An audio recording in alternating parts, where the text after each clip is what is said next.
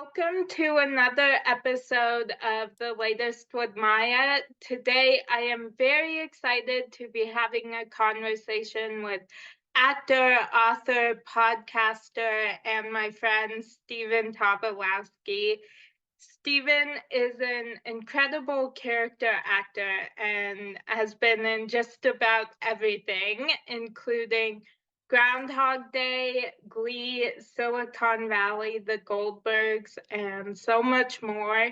He played Dr. Leslie Berkowitz in the Netflix remake of One Day at a Time, which remains one of my favorite shows. Um, Thank you so much for being on my show. I'm very excited to be talking with you. Well, it's always nice to talk to you, Maya. It's always a lot of fun. Yeah, you too. Yeah. So let's get started. What is something people are always surprised to learn about you? Oh, I think I think this is a weird answer. First of all, everybody should know that I did not have prior knowledge of these questions. So this is just off the top of my head. But I think one of the most surprising things for people is that I'm me. Do you know what I mean? It's like I go places and people don't know I'm an actor. But the waiters and waitresses or the people at the hotels or other places go, you know, you look an awful lot like that guy that was on One Day at a Time. And my wife Ann will say, I know, he gets that all the time. Or I was in North Dakota and the waitress came up to me and said, you know, you can make a lot of money playing that guy who's on TV. And I go, really? Which I think I know which guy you're talking about. And she said, just a second. So she goes back to her station, comes back. You look like the guy in Groundhog's Day. You could make a living being his double. And and I and Anne, my wife, said, uh, that's what he does, play his double actually. You know, so I think that's the most surprising thing is that people don't think I'm me. Oh, I love that. Um, so what motivates you even on days when you aren't really feeling it? Yeah, that is a great question. And I don't think anybody has ever asked me that before. Yes. There is, so I'm making, there is the macro and the micro in the world. You have the big picture of what you want to do and where you want to go. And then you have the that's the macro. And then you have the micro, which is the very next job. So I've been lucky in my life in that I've always had kind of a next job lurking somewhere in the future. Like right now, for example, there is a possibility that I will be playing Romeo in a production of Romeo and Juliet for the Senior Citizens Academy. Uh, that's the name of it. Romeo and Juliet is performed by the Senior Citizens Academy. It's a great play. It's a wonderful play. So that's down the road, maybe. So if I get to a point of despair or vacuum or feeling like, what do I do next? I look to the macro and think, what is a possible project that could be lurking for me in the future? Uh, if I don't have that, I go to the micro, which is, oh, I'm going to shoot a small part in a movie in a week, which is true. So I go like, well, let me work on that part right now. But let's say there is no part. Let's say there is nothing. What I have always done is I take notes. I take notes of little things in the world that I see, and this is just a hobby or something that I dream or something. Let me see if and what I do is I will write. If I feel that despair of what am I going to do next, I will just write like some of my notes down, something that I thought about in my sleep or something. Here's a page I just pulled it up on my computer about uh, there isn't a lot of love out there. I'm not being negative. It's hard when you're young because you don't know anything, and it's harder when you're older because you know too much. For a relationship to work, you have to have four things in common. This is my note. One, your view on money. Two, your view on cleanliness. Three, your view on time. And four, your view on honesty. You got those four things like sex, career, children, radio stations you listen to in the car, they'll all work themselves out, but you got to have those four. So I will just sit and write notes, and sometimes they'll make sense and sometimes they won't. And the person who told me about this was Jeff Carey. Jeff Carey was a very, very famous character actor, and he was also a very, very famous acting teacher in Los Angeles. And I worked with him on the show Bird on a Wire. You remember Bird on a Wire with Mel Gibson?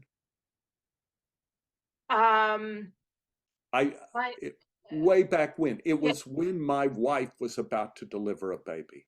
Oh, Way oh, back yeah, when. I remember. It was Uh, before you were born. It was yeah. before, I think it was before you were born, this movie, but it was Anne was pregnant.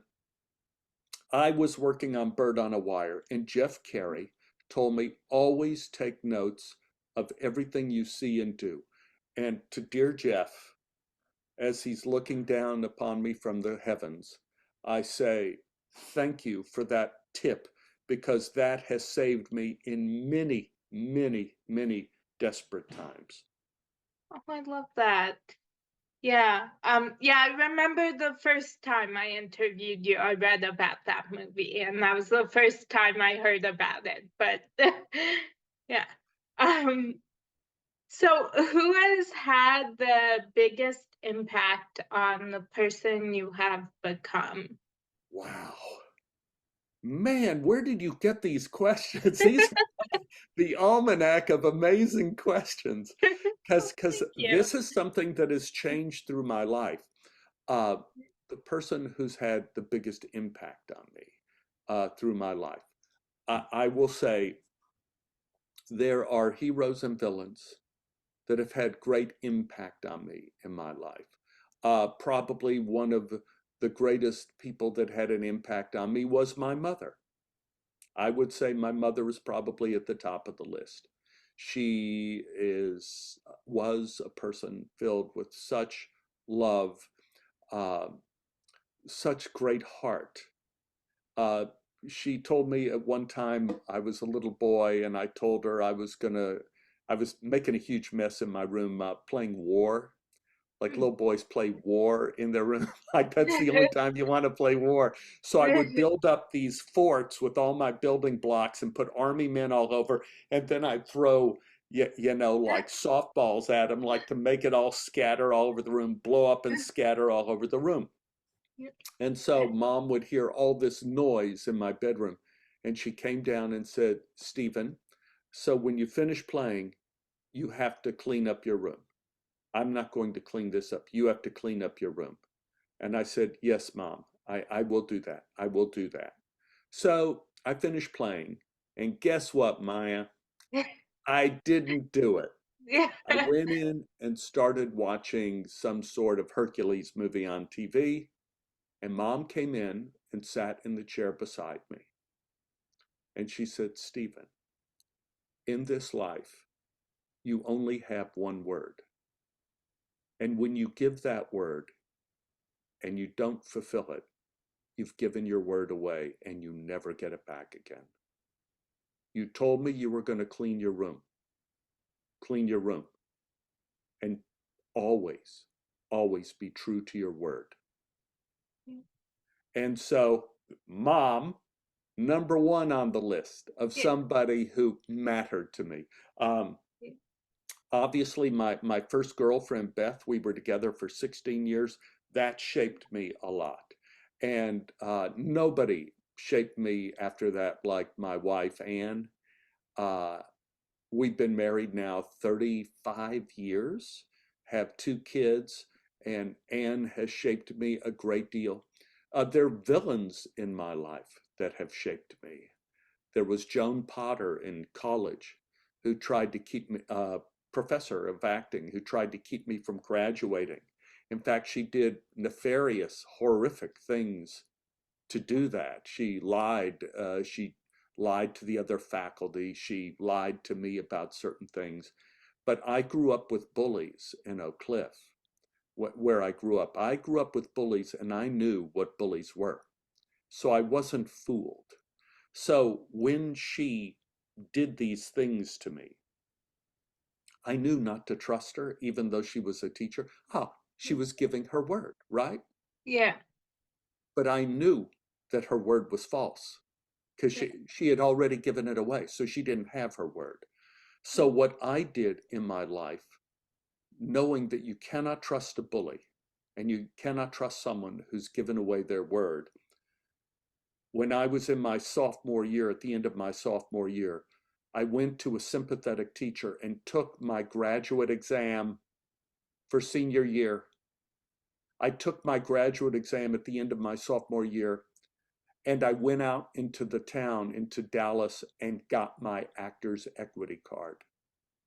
So as college went on, they didn't cast me in plays. She made sure that I was not cast in plays at SMU.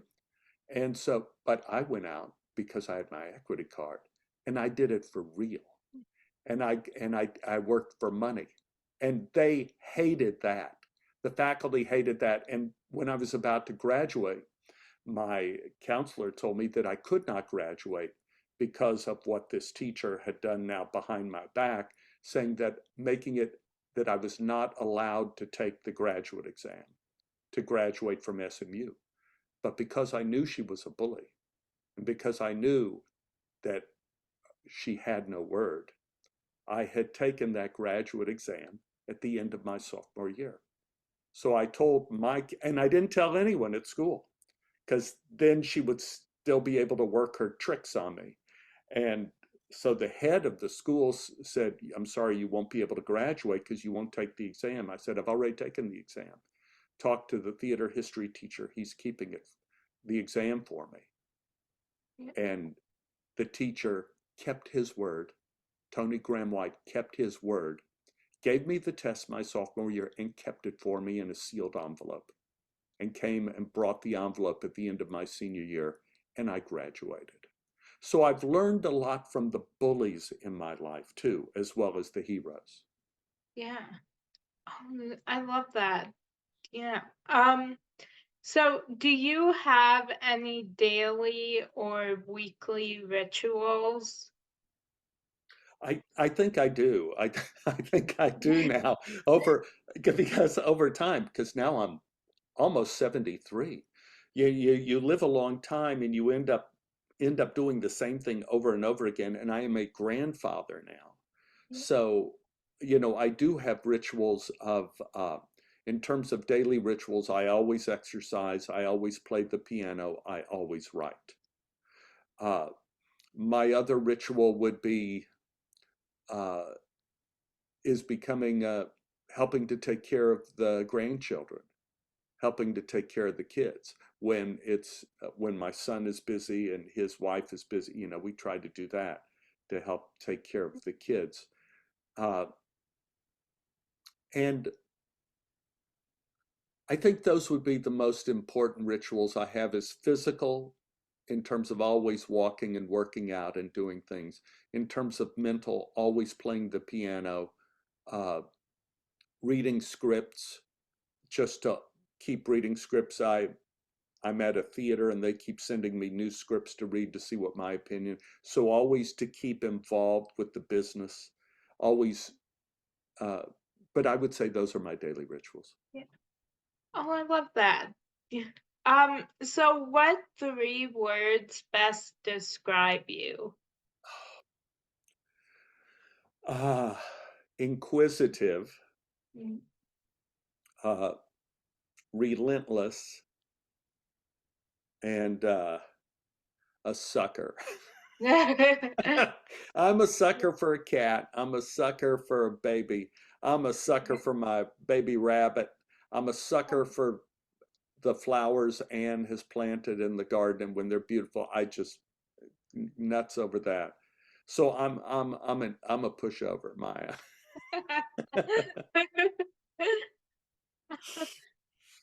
So what in your life brings you the most joy? Now it's watching my grandchildren, for sure. That brings me enormous joy.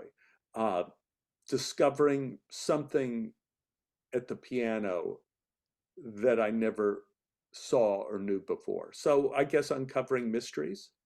You know, I'm Yeah. not a good enough pianist to do it professionally, but I'm good enough to where I can learn more and more and more about a piece. For example, you take Moonlight Sonata. See that's one I can play. It's a simple, you know, the first movement of the Moonlight Sonata, and I can play the second movement too, and I'm working on the third. But Moonlight Sonata. So you play Moonlight Sonata, and everybody knows what that sounds like. It was a hit when Beethoven first played it. But what is it about? What is it about? They're alternate by working on it and reading about it. I know the first statement about the Moonlight Sonata is that the piece is about Beethoven, who was teaching an Italian countess, and she was 16 years old, and he took her out on a boat on Lake Lucerne, and with the moonlight shining, and he was romancing this young student of his. That was the first thing of what Moonlight Sonata is. So when you play it, you think like, okay, I want to see the moonlight on the lake, and there's this girl that's way too young, but we're talking about this is back then, that's beautiful princess in the boat, and so it has that beauty, all that. But then his diary says something completely different. Beethoven's diary, reading the diary, says that he wrote Moonlight Sonata by sitting next to a, a friend of his who was dying. And it was the sound of his final breaths as he was lying in bed dying. And that's what the Moonlight Sonata, that it, Beethoven never called it the Moonlight Sonata. That somebody else gave it that name. He never named his pieces. That somebody else said that's what it was. But it was about breath leaving the body at at the end. And then the musical instructor at UCLA said that that's completely wrong. That isn't what it's about at all. And Beethoven was lying. That Beethoven uh, got this apartment, and he was very messy, and he never cleaned up after himself. And so he always moved to different places. Instead of cleaning up an apartment, he would just move to another apartment. So he moved to this apartment in Bonn, Germany, but it was right by the town clock in the center of the town.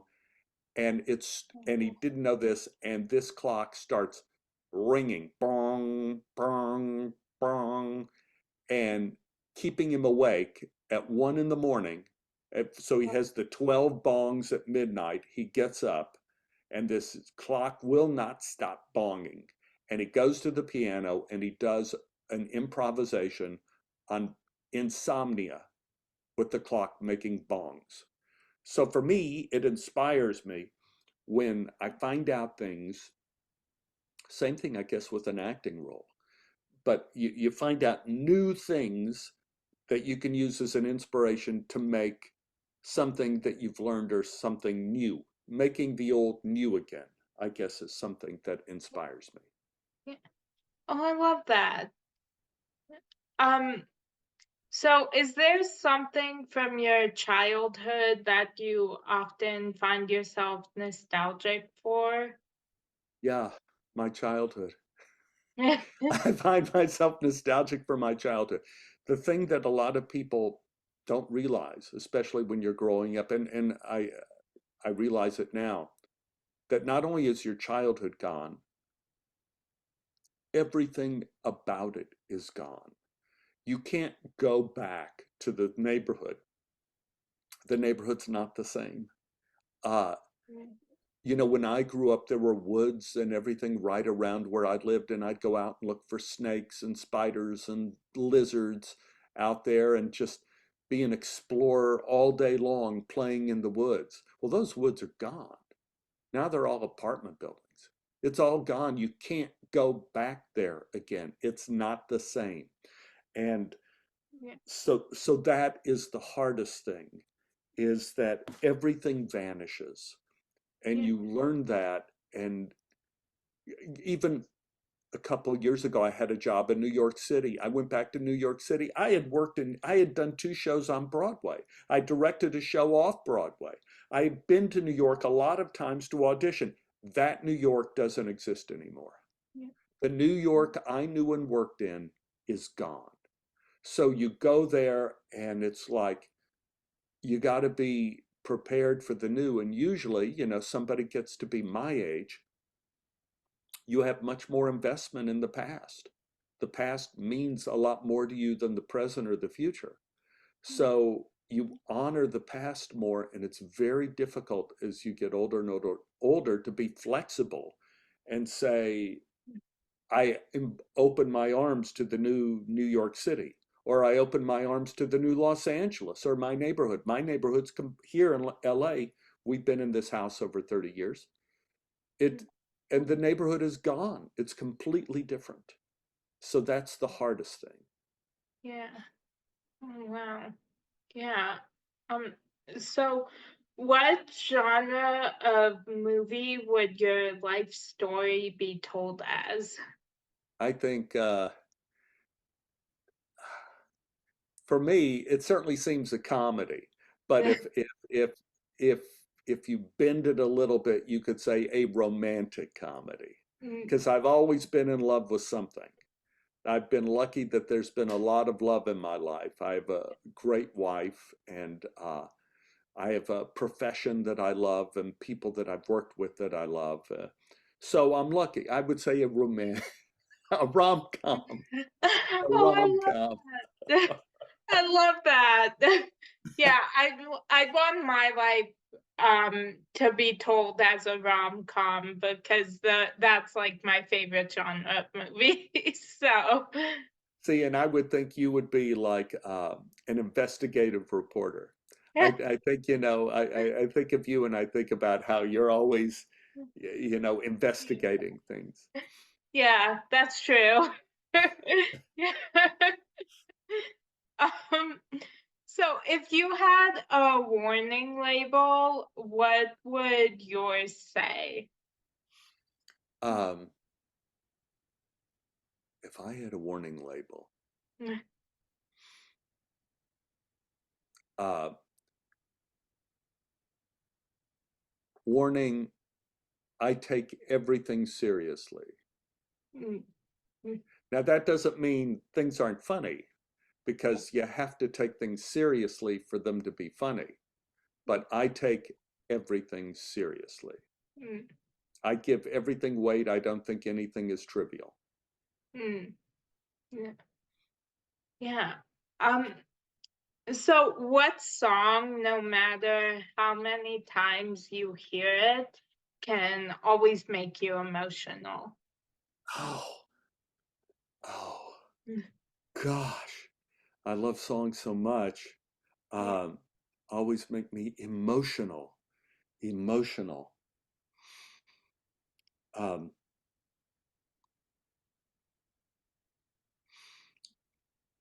I was going to say, like, I thought you were going to say, always makes you smile. And I would say Suffragette City by David Bowie. No matter how many times, where I am, whenever I hear it, I always start tapping my foot and I always start smiling. But emotional, I would have to say, gosh, America the Beautiful, or America, my country, 'tis of thee, sweet land of liberty, of thee I sing. Land where my fathers died, land of the pilgrim's pride, from every mountain side, let freedom ring. That always makes me emotional. I always take that song. Again, I take everything seriously. Yeah. Yeah. Yeah, for me, Kelly Clarkson's song "Because of You" always makes me cry. Yes. So Oh, that's completely great. different from your song. Yes. But yeah. Yeah, Yes. yeah, my family and that saw her at live in Las Vegas in July, and she sang that song, and I was just crying the whole time. So Yeah, yeah, also, like, from the Fantastics, try to remember the kind of September when life was slow and oh so mellow. You know, that song. That always puts me in a certain place. Doesn't make me want to cry, but it yeah, makes me feel all warm and cozy. yeah. I love that. Yeah. Um, So, as you know, I am pop culture obsessed and I go in stages of shows that I cannot stop watching. Is there a show that you are currently obsessed with? I just finished Better Call Saul. Mhm. Just finished it, and I'm obsessed with it. I think it is absolutely brilliant. Yeah. And have you seen Better Call Saul? I haven't. Yeah, it's like I don't want to tell you too much about it because it's both a very scary show. It has funny moments. It has desperate moments, but it is such a gift, and it I don't want to say too much if you haven't seen it, but it's terrifying. It's a terrifying show. It is the show that is got tragedy in it, a show that's got comedy in it, but it has real heroism in it too. Yeah. And that show get just recently just got me. Yeah. Yeah. I love that. Yeah. Um, Yeah, I've been watching the show Grimm um like for the past year. I'm Hmm. obsessed with it, and I at first, like for a long time, I would like watched it every day, and right Hmm. now, just with everything going on in the world, I Yes. have been so anxious, so I've been taking like a short break from it, but I'm gonna go back and finish it. So, Yeah, yeah. It's like the thing about the world, I'll just say this quickly, is there's something in science called the theory of slope. And everybody thinks things fall apart at the same speed they build up. They think it's equal. You know, like you fill up the thing with water and then the water drains out. That isn't the way it happens. The way it happens is like you build up sand. You build up sand at the playground. You watch this. You get a bucket and you do sand, and it builds, it builds, it builds, it builds, it builds, and then boom, it yeah, suddenly shifts and it all goes down.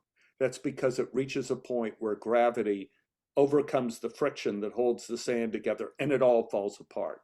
And so people forget that things fall apart much quicker than they build up.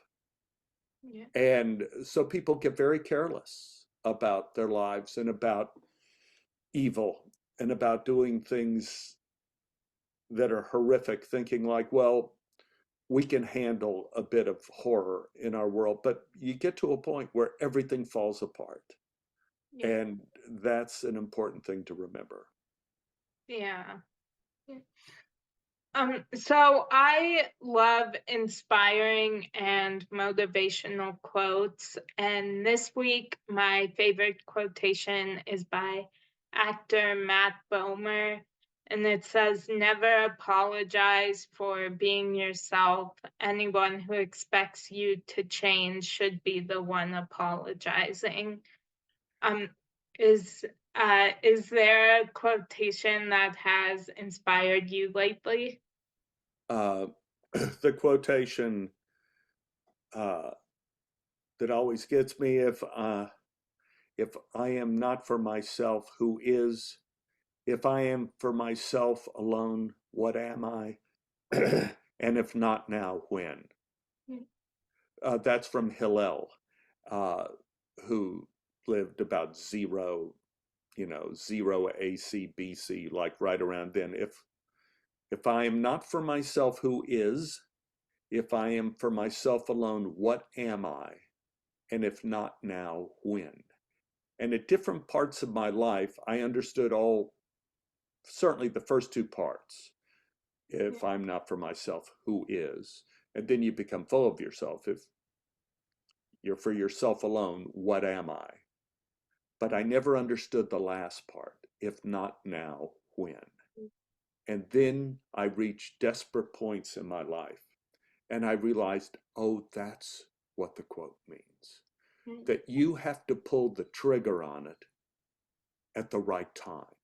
That there are certain times you have to stand up and be counted for yourself. And there are times when you have to duck underground and let the trouble go over your head. mm, And you have to know the difference of when to do that. mm, And so that quote has always stuck with me. yeah. Oh, I love that. Yeah. Um, yeah, I love that one. I've seen the "If not now, when" a lot of places. I haven't seen the other part of the quote. I've seen Yeah, I've seen if not now, when a lot lately. But yeah, but you have to have the first two parts too. yeah, If I am not for myself, who is? If I am for myself alone, what am I? And if not now, when? yeah, Got to have all three parts. That yeah. that's another thing that bad it's a bad habit that people have is they just take the part of the quote they like instead Yeah. of the whole quote. Mm, yeah. That's cheating. That's another way of cheating. Yeah. Yeah. Well, it was so much fun talking with you. I've had the best time, and I always love talking to you. So thank you so much for being on my show. I so appreciate your taking the time. My pleasure, Maya. And these questions are killers. I love it. I Oh, love it. thank Thank you. you. Thank you. Thank you. Yeah. Thank you. So yeah, I hope you have a great rest of your day. And that's a wrap on today's edition of The Latest with Maya.